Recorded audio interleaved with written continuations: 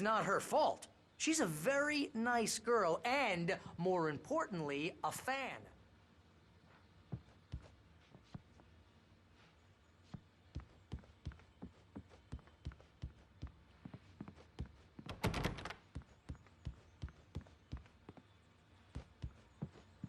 Seriously, Al, what you were saying in the car?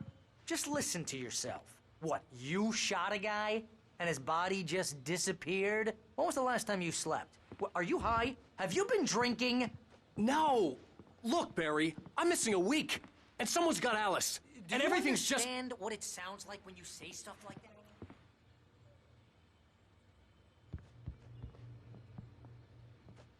Don't get me wrong, it's a good story, could be a bestseller.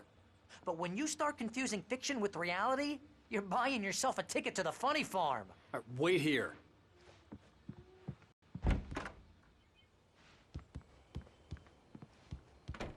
Easy there, boy. I'm almost done. Hey, Rusty, right? You rent cabins. Oh, Mr. Wake. I'd shake your hand, but mine are kind of full here. Actually, I'm sorry about this. Would you mind grabbing the registration form from the desk? It's just across from Bucktooth Charlie. Okay, sure. What happened?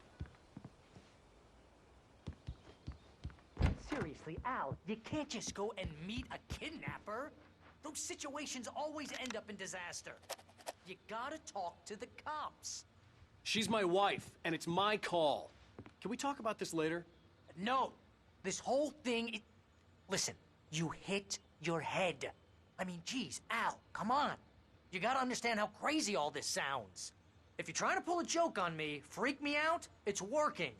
Ha ha, let's have a laugh on Barry. Well, you had me going there real funny, Al. You can quit it now.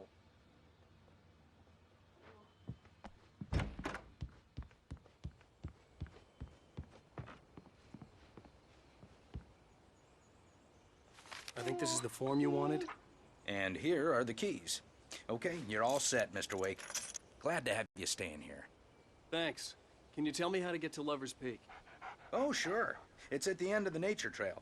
Just follow the paths, you'll get to it eventually. It's an easy walk. Nice spot, too. If you have trouble finding it, just keep your eyes on the radio mast. It's right below that. Oh, and hey, if you take a walk in the woods, watch your steps so you don't end up like Max. I guess I'm a little worried. We got a bunch of campers out there we haven't heard from. It's not like these people are on a schedule, but with the traps, well, you know, I just don't want any trouble. Right, thanks.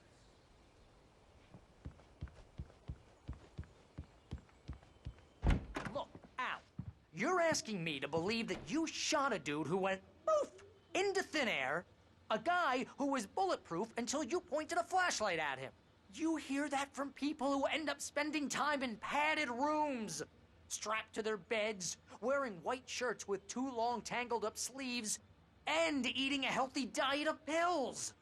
Al, you make cruel jokes about people who believe that kind of stuff. You're the skeptic. You gave me an hour-long lecture on homeopathy last month. What was it? If there's no proof, it's pure bullshit. Period. Guess the laugh's on me then. Al, come on! I mean, okay. Okay, maybe something weird happened to you, okay? Well, thanks for the heartfelt vote of confidence. All I'm saying...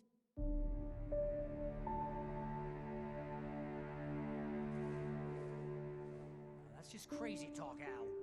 Al! Al? We should go to the sheriff or call the FBI. Damn it, Barry, they'll kill her! This is not a goddamn debate, Barry. I'm going to Lover's Peak. He said to come alone. Okay then. I understand. You're my best friend, and I'm worried that you're not right in the head. Tell me what to do to help, and I'll do it. You stay here, and if I'm not back by morning, call the cavalry. Achoo! Achoo! Just be careful with the natives, Al. These yokels are dangerous. Everybody hates a tourist, or it'll be Deliverance all over again. Achoo!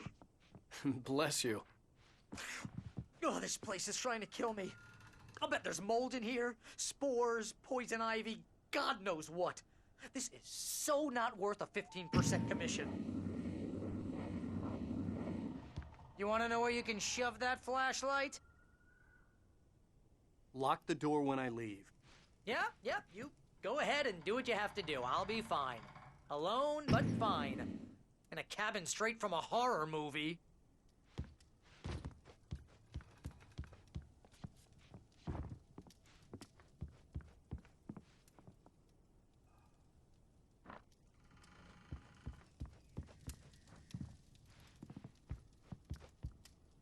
Real funny, Al.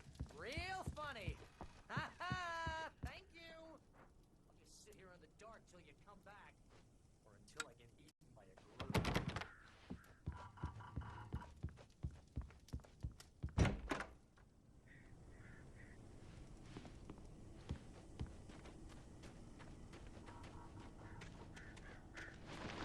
I'll wait here, Al.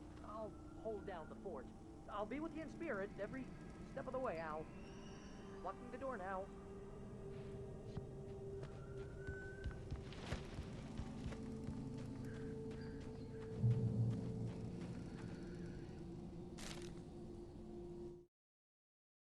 Barry had never gotten along with Alice, but he knew Alan loved her with an almost frightening intensity. And now something had happened to Alice. And here was Al armed with a gun and saying things people got put in padded cells for. It was as if his friend had experienced a massive psychotic episode and was now totally disconnected from reality. It scared the shit out of Barry.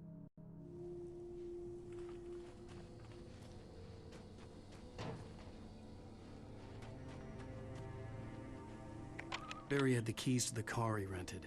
Wasn't a long walk to the visitor center, and it wouldn't be any use to me in the forest. I knew I should have gone to the cops. This wasn't the smartest thing I'd ever done, but I was still angry with Barry for trying to talk me out of it. These people had called me right in the sheriff's station. The cops wouldn't scare them, and they had Alice.